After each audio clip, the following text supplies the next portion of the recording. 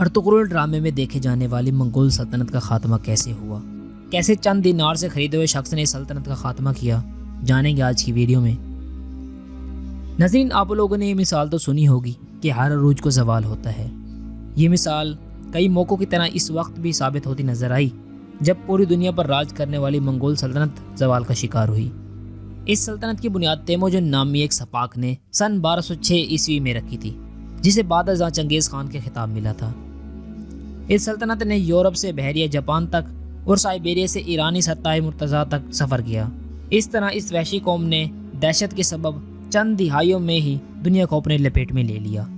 اس کے بعد کرۂ ارض کے باسیوں نے اس بات کو تسلیم کر لیا کہ ان وحشیوں سے مقابلہ کرنا ناممکن ہے، اور ان کی طرز لڑائی کو دیکھ کر دنیا کو یہ سمجھ آ گیا کہ منگول ناقابل شکست ہیں، کیونکہ پہلے تو انہوں نے خوارزمی سلطنت کو ختم کیا اور پھر 500 سال سے زائد خلافت عباسیہ اپنے ظلم و ستم کا شکار کر کے ختم کر دی۔ ان ظالموں نے جہاں خوارزم میں کھوپڑیوں کے مینار بنائے تو وہیں بغداد میں اتنا خون بہایا کہ گلیوں میں کیچڑ کے باعث کئی دنوں تک پرندوں کی بھرمار رہی۔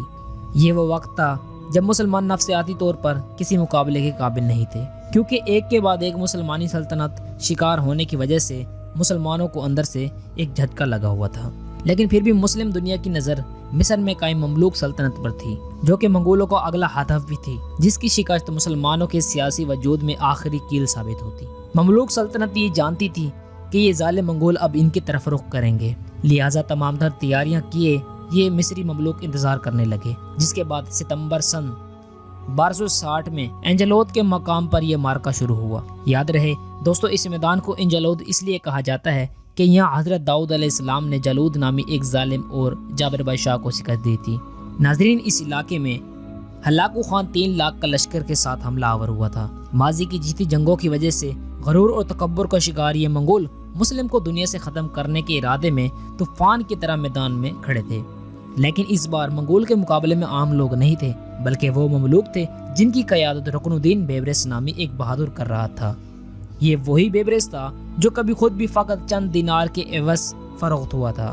3 لاکھ منگولوں کے آگے یہ ملوک بہت کم تھے، اور مصر کی شکست کا مطلب تھا کہ ہلاکو خان کی رسائی حجاز مقدس کے شہروں اور حرمین شرفین تک ہو جاتی، اور پھر مراکش کے شمالی افریقہ کے مسلم علاقے اور پھر اور علاقوں تک رسائی ممکن ہو جاتی۔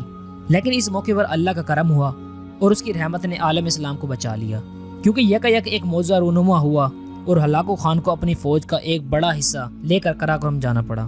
جہاں مصری مملوکوں نے منگولوں کو گاجر مولی کی طرح کاٹ کے رکھ دیا، وہاں دوسری طرف قراقرم کے چوتھے خاقان اعظم منگو خان انتقال کر گئے، اور دنیا بھر سے تتاری شہزادے قراقرم کے مرکزی جرگے میں شامل ہونے کے لیے روانہ ہو گئے۔ ہلاکو خان نے اپنے نائب کو 20,000 کا لشکر سونپ کر واپس قراقرم کی راہ اختیار کر لی۔ ہلاکو خان کی روانگی کے بعد دونوں لشکروں میں توازن برابر ہو گیا تھا، کیونکہ تتاری لشکر کا بڑا حصہ ہلاکو خان اپنے ساتھ لے گیا تھا۔ دوسری جانب عملی طور پر افواج کی کمان رکن الدین بیبرس کی تھی، اور رکن الدین بیبرس تتاریوں کے قصے سن کر کہا کرتا تھا کہ وقت آنے پر ہم ان وحشیوں کو بتائیں گے کہ صرف وہی لڑنا نہیں جانتے، بلکہ دنیا میں کچھ ایسے لوگ بھی ہیں جو ان کی گردنیں دبوچ سکتے ہیں۔ جبکہ ہلاکو خان اپنے نائب کو واضح ہدایت دے چکا تھا کہ اس کی واپسی تک اس جگہ قیام کرے اور مصر پر ہرگز حملہ آور نہ ہو۔ امیر رکن الدین بیبرس کو جب ہلاکو خان کی واپسی کی اطلاع ہوئی تو اس نے سلطان کو فوراً منگولوں پر حملے کرنے کا مشورہ دیا۔ اس طرح باقاعدہ طور پر آگے بڑھ کر رکن الدین بیبرس نے منگول لشکر پر حملہ کر دیا۔ انجلود کی اس جنگ میں رکن الدین بیبرس نے تتاریوں پر ان کے ہی طریقے کا استعمال کیا۔ اس نے اپنے چند دستے ایک گھاٹی میں گھات لگا کر بٹھا دیے۔ منگول اس کی چال میں پھنس گئے۔ یاد رہے، گھات لگا کر دشمن کو تنگ جگہ لا کر پھنسانا تتاریوں کا اندازی جنگ تھا، جو کہ رکن الدین بیبرس نے انہی پر استعمال کیا۔ گھات لگائے مملوکوں نے منگولوں کو تہس نہس کر دیا۔ منگول لشکر دونوں طرف سے مسلمانوں سے گھر گئے۔ رکن الدین بیبرس نے ہلاکو خان کے نائب کو گرفتار کر لیا اور بیبرس نے اسے قتل کر دیا۔ یہ وہم کہ منگول ناقابل شکست ہیں انجلود کے مارکے میں ہمیشہ کے لیے دفن ہو گیا، جبکہ غلاموں نے رکن الدین کی قیادت میں مسلم سیاسی وجود کی جنگ جیت لی اور رہتی دنیا تک یہ اعزاز اپنے نام کر لیا۔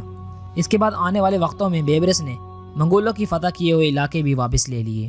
انجلود کے میدان میں تتاریوں کی شکست کے بعد شام اور فلسطین کے منگول مقبوضات میں آگ کی طرح پھیل گئی۔ مسلمانوں نے منگول حاکموں کے خلاف بغاوت کر دی اور جگہ جگہ سے خبریں آنے لگی کہ مسلمانوں نے تتاریوں سے اپنے شہر واپس لے لیے ہیں۔ یوں منگولیا سے اٹھنے والی کالی آندھی 40 سال تک مظلوم مسلمانوں کا خون بہا کر سن 1260 میں اینجلوت کے میدان میں بیبرس کے ہاتھوں انجام کو پہنچی۔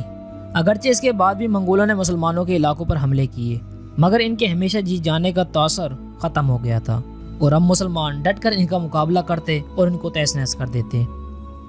منگولوں کو شکست دینے کی وجہ سے دنیا میں رکن الدین کی دھاک بیٹھ گئی اور رکن الدین کو ابو الفتح یعنی فتوحات کا باپ کہلایا جانے لگا، اور بعد میں نہ صرف منگول بلکہ اہل مغرب بھی رکن الدین کا نام سن کے ڈرتے تھے۔